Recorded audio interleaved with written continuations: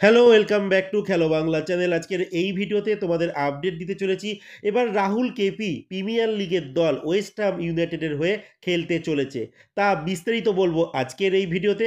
তাছাড়া থাকছে কন্যাশ্রী কাপে ইস্টবেঙ্গল ফাইনালে উঠল। আর ইস্টবেঙ্গলের কাছে দুখানা ট্রফি এক মরশুমে জয় করার সুবর্ণ সুযোগ। তাও বিস্তারিত জানাবো আজকের এই ভিডিওতে। তাছাড়া থাকছে ইস্টবেঙ্গল এবার এফসি গোয়ার একজন খেলোয়াড়ের সঙ্গে কথাবার্তা শুরু করলো। কে সেই খেলোয়াড় তার আপডেট দেবো। আর দেবো মোহনবাগান সুপার জায়েন্ট তাদের গোলকিপার ধীরাজ সিং কিন্তু বিদেশের ক্লাবে খেলতে চাইছে। বিস্তারিতভাবে সমস্ত খবর এক এক করে বলবো। তার আগে প্রতিদিনের মতো বলবো, খেলার আপডেট খবর পাওয়ার জন্য আমাদের চ্যানেলটিকে সাবস্ক্রাইব করতে একদম ভুলো না। তো চলো শুরু করা যাক আজকের প্রথম খবর। আজকের প্রথম খবরটি শুরু করছি ইস্টবেঙ্গল মহিলা দলের কথা।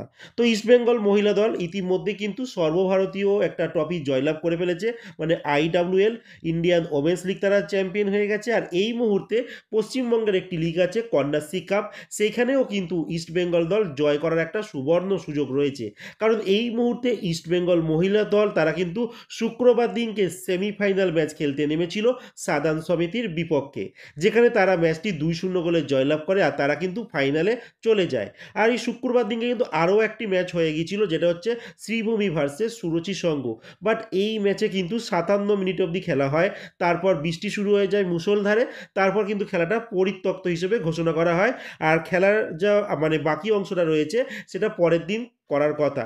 তারপরে কিন্তু ইস্টবেঙ্গলের ফাইনালের প্রতিপক্ষ ঠিক হয়ে যাবে। তো আমি যদি পরিসংখ্যান নিরিখে বলি যে স্ট্রং কোন টিমটা, সেই নিরিখে শ্রীভূমি মনে হচ্ছে একটু স্ট্রং টিম আছে, তাদের ফাইনালে যাওয়াটা মনে হয় উচিত। তো যাই হোক, সুরুচি সংঘ কিন্তু ভালো টিম, তারাও একটা অঘটন ঘটিয়ে দিতে পারে। তো দেখা যাক, ইস্টবেঙ্গলের কাছে কিন্তু একটা সুবর্ণ সুযোগ রয়েছে সর্বভারতীয় ট্রফির পর বাংলার একটা সেরা টুর্নামেন্ট জয়লাভ করা। তাহলে একই মরশুমে মহিলাদের ক্ষেত্রে কিন্তু দুখানা ট্রফি ইস্টবেঙ্গল মহিলা দল একসঙ্গে ঘরে তুলতে পারবে।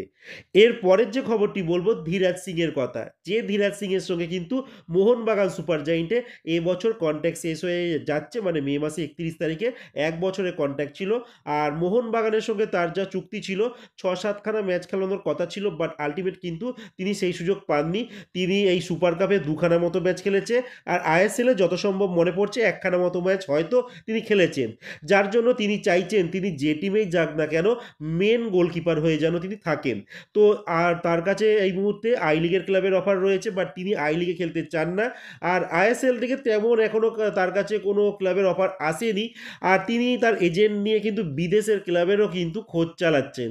আর যা খবর বেরিয়ে আসছে, অস্ট্রেলিয়া, সাউথ কোরিয়া, ওই দিক থেকে কিছু ক্লাব তাকে চাইছে। বাট বলে রাখি, সেখানে যদি তিনি যান তাহলে সেখানে ফার্স্ট গোলকিপার কিন্তু তিনি হবেন না, হয়তো সেকেন্ড অথবা থার্ড গোলকিপার হবে।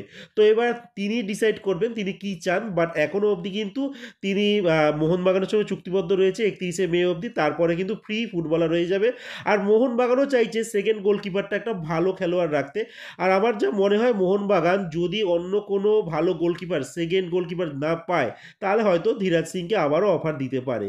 তো এরপরে যে খবরটি তোমাদের জানাবো, ইস্টবেঙ্গল দল এই মুহূর্তে এফসি গোয়ার একজন খেলোয়াড়ের সঙ্গে, ডিফেন্সের একজন খেলোয়াড়ের সঙ্গে, যার নাম নিম দর্জি তামাং, বয়স 29 বছর বয়স, এই খেলোয়াড়টির সঙ্গে কিন্তু কথাবার্তা চালাচ্ছে। আর এই খেলোয়াড়টি কিন্তু এফসি গোয়াতে জয়েন করেছিল এই জন্যই যে আমরা জানি এফসি গোয়া কিন্তু এবছর প্রথম দিকে সন্দেশ জিঙ্গানের সার্ভিস পায়নি, তার জায়গায় এই খেলোয়াড়টিকে নিয়ে কাজ চালিয়ে দিয়েছিল।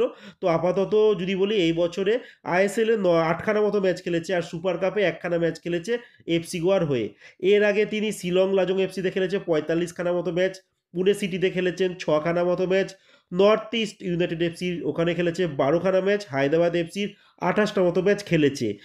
মানে সব কটা পরিবেশেই কিন্তু তিনি নিজেকে ঝালিয়ে নিয়েছেন এই 29 বছর বয়সী সেন্ট্রাল ব্যাকের খেলোয়াড়। আর তিনি সেন্টার ব্যাক ছাড়াও কিন্তু তিনি রাইট ব্যাক পজিশনেও কিন্তু খেলতে পারেন। তো ইস্টবেঙ্গল কিন্তু নিম দর্জি তামাংয়ের সঙ্গে একটা প্রাথমিক পর্যায়ে একটা কথাবার্তা চালাচ্ছে, বাট কোনো কিন্তু অ্যাডভান্স লেভেলে কিন্তু কথাবার্তা এখনো অবধি হয়নি। জাস্ট একটা প্রাথমিক পর্যায়ে কিন্তু একটা কথাবার্তা চালাচ্ছে। আর এই খেলোয়াড়টির সঙ্গে এফসি গোয়ার এখনও কিন্তু 1 বছরের চুক্তি বাকি রয়েছে। এরপরে যে খবরটি আর লাস্ট যে খবরটি বলবো, রাহুল কেপির কথা। রাহুল কেপির কাছে কিন্তু প্রিমিয়ার লিগের দল ওয়েস্ট হ্যাম ইউনাইটেড এফসি একটা অফার করেছিল তাদের ক্লাবে সাইন করাবার জন্য, বাট সেটা করেও নিয়েছে। এবার তোমাদের বলি ব্যাপারটা কি। ব্যাপারটা হচ্ছে 7 সাইড ফুটবল একটা টুর্নামেন্ট হয় ইউএসএতে, জুন মাসে এই টুর্নামেন্টটা হয়। টিএসটি একটা মানে সংস্থা এই টুর্নামেন্টটা করে। তো এই টুর্নামেন্টটা শুধু জুন মাসেই খেলা হয়, 7 সাইড ফুটবল টুর্নামেন্ট। তো এই খেলোয়াড় মানে টুর্নামেন্টটার জন্যই কিন্তু প্রিমিয়ার লিগের দল ওয়েস্ট হ্যাম ইউনাইটেড এফসি এই রাহুল কেপিকে সই করিয়েছে। মানে শুধু এই জুন মাসে এই 7 সাইড ফুটবল টুর্নামেন্টটা খেলাবার জন্যই কিন্তু রাহুল কেপি প্রিমিয়ার লিগের এই দলের সঙ্গে কিন্তু খেলতে চলেছে। তো এছাড়া এমন কিছু নয় যে 90 মিনিটের যে ফুটবল হয় সেখানে Rahul KP West Ham United এফসিতে সাইন করছে, ব্যাপারটা সেইটা নয়। 7 সাইড ফুটবল টুর্নামেন্ট খেলার জন্য ওয়েস্ট হ্যাম ইউনাইটেড এফসিতে তিনি সাইন করেছেন, জাস্ট এই একটা টুর্নামেন্ট খেলার জন্য। তো আজকের মতো খেলার খবর এতটুকুই। ভালো থেকো, সুস্থ থেকো, দেখা হচ্ছে নতুন আরেকটি ভিডিওতে।